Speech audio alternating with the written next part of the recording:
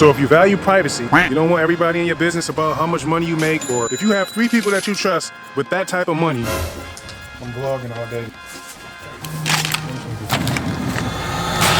Today, we're talking about 5 signs that you need to start a trust. So stay tuned. Let's get right into it. Sign number 1 is that you have people that you're responsible for. And when I mean responsible, I mean like you got like kids or a wife or maybe a parent or older parent or somebody that you are responsible for, the livelihood, the environment, those type of things. So if you have something like that or you're in a position like that, then that is a very big sign, a key sign that you should start a trust. So let's get into the second one. I'm vlogging all day today. What are you doing? Vlogging all day today. What are you working for? You work for a channel? YouTube channel or something? I have my own family YouTube, but that's what we focus on. Gotcha. Recording all day. You have a studio? Yeah, in my office at home. Yeah. All the equipment and stuff. How you doing? I'm doing well.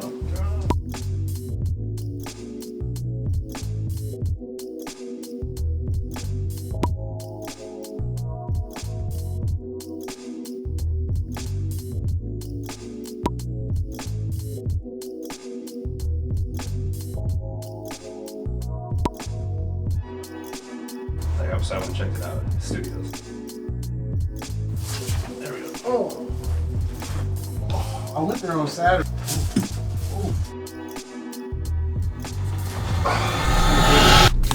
Okay, the second sign that you need to start a trust is that you know at least 3 people that you can trust with a boatload of money. I say a boatload of money because everybody's ambitions and goals when it comes to finances are different. If you would trust 3 people, if you have 3 people that you trust with that type of money, then that's a sign that you should start a trust. Now, the reason why I say that is because those 3 people would be monumental in helping you manage that money for the people that you care about. You remember the people that we talked about in the first step or in the first sign? Those people will be the people that's benefiting from that boatload of money that you entrusted to those 3 individuals. Now, who are these 3 individuals, you might ask? Well, all 3 of them are trustees, but they all are not the same type of trustee. Each one of them play their own part. So one trustee is like your right-hand man, you know what I'm saying? Like the person you'll go to war with or for. They may share some of the same ideas about life and prosperity that you do. The other person would be like a protector. And this is like somebody that is going to protect you as the person who started the trust. Like the person who is the one who has a long-term vision. The protector will protect you from yourself and from other trustees, like an adverse trustee. Now, you know who the best person is to be an adverse trustee? An older person.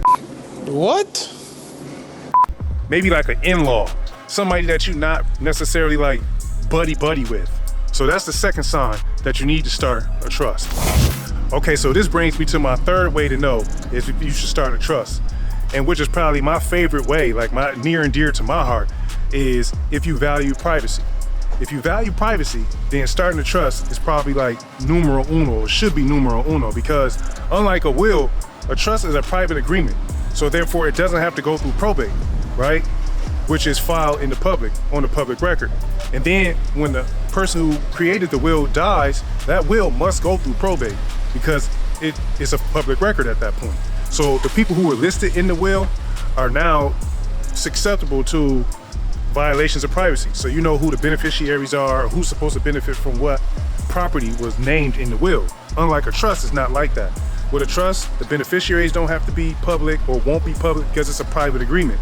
Neither is the distribution or the assets that's placed in that trust. So if you value privacy, you don't want everybody in your business about how much money you make or what type of assets or things that you have, then a trust is definitely the way to go, for sure. So the reason why I'm actually in the van right now is because, remember I told you I had went to court, right? Damn. And then I found that park and I took Ashton to the park. Well, that court date had got rescheduled to today. So I'm leaving court from being at that scheduled appearance, right? So the fact that I got pulled over in October 31st, now that I remember it, because I'm leaving court, and the car insurance had lapsed the day before. The fine for that was $900. Oh my God. Okay, so me and Bub had to run to the grocery store because I'm going to attempt to make gumbo. But I still want to say the number 4 thing. The number 4 thing, or the number 4 way that you can tell that you need to start a trust is if you are an entrepreneur or like a small business owner or something like that, right? I need a green. I still need a green back.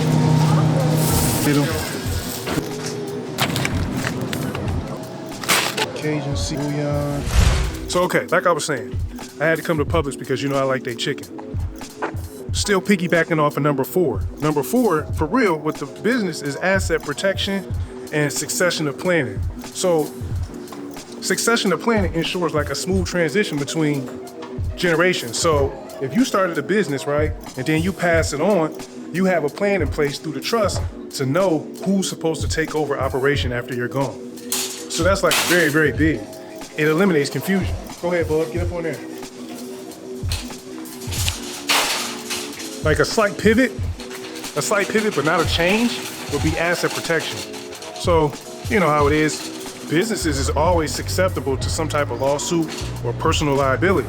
So, if the business is partnered with the trust, or even better yet, owned by the trust, you can mitigate that. You can mitigate that potential liability from your personal assets. And then last but not least, the best thing about it is flexibility. Like, you get to set the terms for what is considered income for the trust and what is considered an expense. So with number 4 being so important when it comes to asset protection, we got to get into number 5, which is like the elephant in the room, and that's taxes. So stay tuned for that. Way to know if you should start a trust, and that is taxes. So if you have any of the things that we talked about in the first 4 reasons, assets, cars, property, personal property, you know, a business, a small business, or a partner to a business, then starting a trust is probably more beneficial than you even think when it comes to taxes and mitigating that responsibility. I'm not gonna get into heavy details. I will drop the IRS code for where to start. I'm not super experienced or whatever in trust taxes and stuff like that, but I am studying heavily. With that being said, I hope you enjoyed and learned something today, and we'll see you again. So, peace.